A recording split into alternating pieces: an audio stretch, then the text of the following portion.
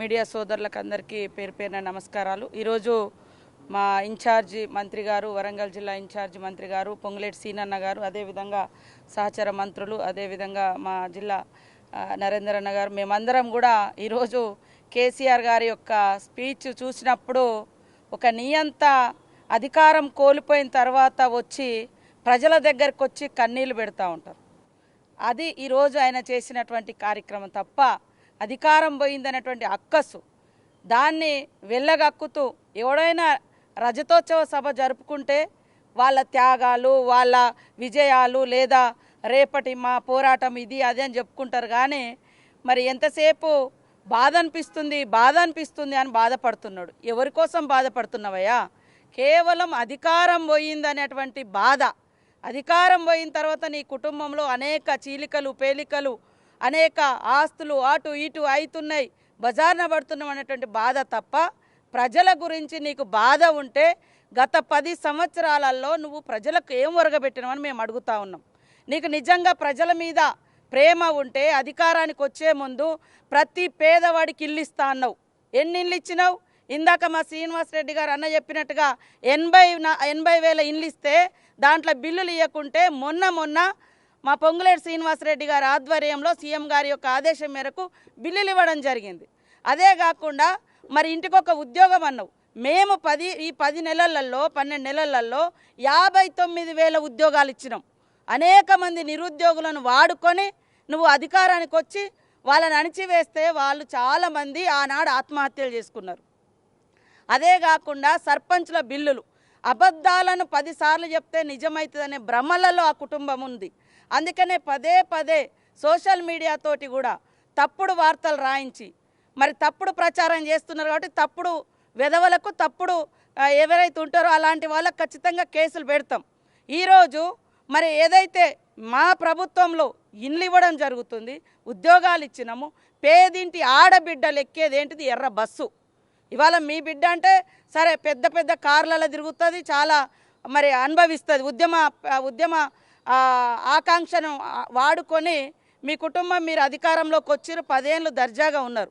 కానీ పేదింటి ఆడబిడ్డలకు బస్సు పెడితే కూడా ఆ బస్సులలో కొంతమంది వీళ్ళ మనుషులను పంపించి కొట్లాటలు చేయించి కొట్టుకునే రకంగా చేసి వీడియోలు చేయించి గంత అక్కసు, ఆ అక్కసునంతా కూడా ఇవాళ కూడా అత్యంత నీచంగా ఆడబిడ్డలు బస్సు వద్దంటున్నాడు.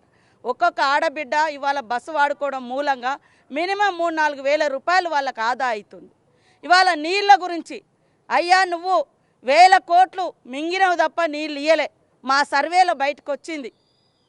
అధికారులను బెదిరించి అదిరించి ఎమ్మెల్యేల సంతకాలు కూడా తెప్పించుకున్నాం ఆ రోజు ఇస్తున్నట్టుగా. కానీ ఈరోజు మేము మా గత ప్రభుత్వంలో వేసినటువంటి బోర్లు కానీ అదేవిధంగా ఇతరత్ర లోకల్ సోర్స్ కానీ అవన్నీ వాడుకుంటూ ప్రతి సంవత్సరం మేము దాదాపుగా 150 కోట్లు ఈ రిపేర్లకు, ఈ మెయింటెనెన్స్కి ఇస్తూ పాటు కొత్త సోర్స్ను కూడా మేము ఇవ్వడం జరిగింది. ఇవాళ కేవలం కమిషన్లు నువ్వు తీసుకున్నావు. అదేవిధంగా ఇవాళ రైతులు ఆత్మహత్యలు చేసుకుంటున్నారు అన్నాడు. రైతు ఆత్మహత్యలు ఇవాళ మీకు అనుబంధంగానే ఒకప్పుడు మరి జగన్మోహన్ రెడ్డి గారి పత్రిక కూడా రాసింది. ఈరోజు అయిన పత్రికలనే 5,000 రైతులు ప్రాణాలు కోల్పోయారు, పోతే పోనీ పరిహాసం లేదా అని. ఈరోజు మీకు బాగానే దగ్గర ఉన్నారు కదా ఆ రోజు కూడా, మరి అలాంటి పత్రికలనే ఇవ్వచ్చినాయి. ఇవాళ రైతులకు సన్నవడ్లు వేస్తే ఊరే అని చెప్పి నువ్వు మాత్రం ఎకరంలో ₹1 కోటి పంట తీసినావు. ₹1 కోటి పంట తీస్తున్నా అన్నావు. మరి ఎందుకు ఆ విషయం రైతులకు వివరించలేకపోయినావు, నేర్పించలేకపోయినావు? రాష్ట్రానికి పెద్దనే కదా అన్నవాడు.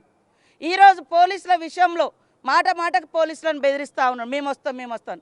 నీ అంత నీచంగా, నీ అంత దరిద్రంగా పోలీసు వ్యవస్థను ఎవరు వాడుకోలే. ఫామ్ హౌస్ కాడ కాపలా పెట్టుకున్నావు. ఫామ్ హౌస్ అనేది నీ ప్రైవేటు. నువ్వు రోజు ఫామ్ హౌస్లోనే ఉంటావు. పాపం వాళ్ళు అక్కడనే కాపలా కాయాలి.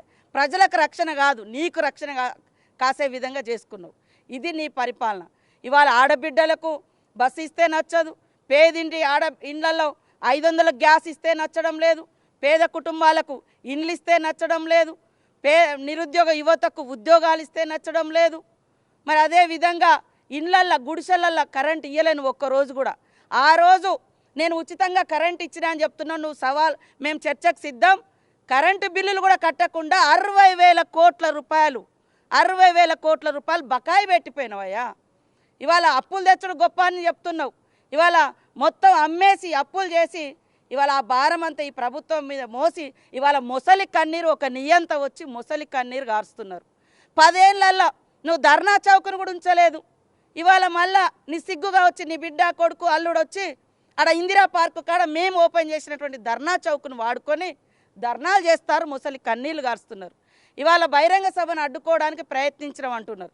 మేము అడ్డుకునే ప్రయత్నం చేస్తే ఆ సభ జరుగునా, ఆ స్థలం నీకు వచ్చినా, అక్కడ అనేక వాగులు, అదేవిధంగా చెరువులు, కాలువలు, గవర్నమెంట్ కాలువలు కూడా నిస్సిగ్గుగా పూర్తి చేసి ఇవాళ మరి సభ పెట్టుకున్నారంటే ప్రభుత్వం ఒక ప్రజాస్వామిక ప్రభుత్వం కాబట్టి ఆలోచించి ఇవాళ పర్మిషన్ ఇస్తే ఇవాళ మొసలి కన్నీళ్ళు గార్చడం కోసం రాష్ట్రం ఆగమైంది.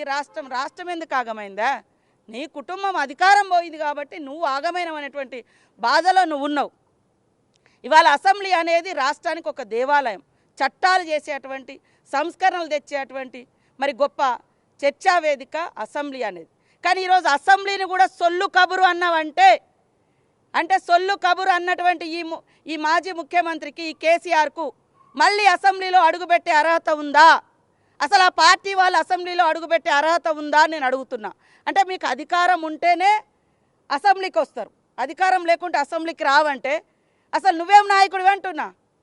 ప్రజల తరపున అధికారం ఉన్నా లేకున్నా ప్రజల తరపున మాట్లాడేవాడు నిజమైన నాయకుడు. నీకు అధికారం లేకుంటే అసెంబ్లీ సొల్లు కబుర్లాగంటే నీ కొడుకుని ఎందుకు పంపిస్తున్నావు? నీ అల్లుడిని ఎందుకు పంపిస్తున్నావు? మీ బచ్చగాళ్ళు అన్నావు కదా, బచ్చగాళ్ళని ఎందుకు పంపిస్తున్నావు? అందరినీ ఫామ్ హౌస్లో పెట్టుకొని అక్కడ ట్రైనింగ్ ఇచ్చుకోండి, అది బాగుంటుంది. కాబట్టి ఈరోజు కేసీఆర్ బాధ అంతా అధికారం పోయిందని తప్ప నిజంగా ఒక్కటంటే ఒక్కటి ఈ రాష్ట్రానికి ఉపయోగపడేది కానీ వాస్తవాలు కానీ ఆయన మాట్లాడలేకపోయిండు. ఒక నియంత అధికారం కోల్పోయిన తర్వాత ప్రజల్లోకి వస్తే ఎలా మొసలి కన్నీరు గారుస్తాడో దానికి ప్రత్యక్ష సాక్ష్యం కేసీఆర్ ప్రసంగం. ఇంతకంటే అందులో ఏమీ లేదు, పసలేదు.